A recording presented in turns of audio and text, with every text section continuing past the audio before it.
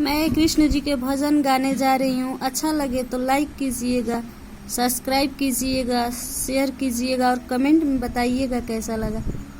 कृष्णा जी चलले दहिया बेचे, गोवाला बनी के कृष्णा जी चलले दहिया बेचे, गोवाला बनी के ले लो राधे हो प्यारी, दहिया है मीठी मीठी, ले लो राधे हो प्यारी, दहिया है मीठी मीठी।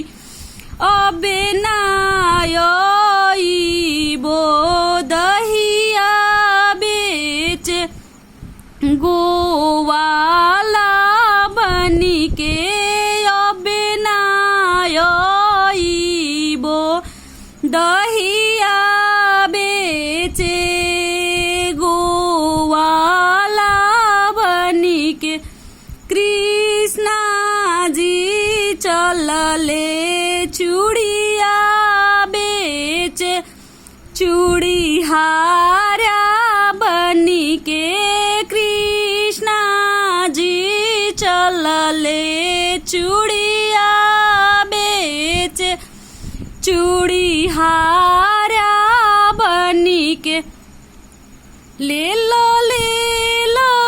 राधे हो प्यारी, चूड़िया है अच्छी अच्छी।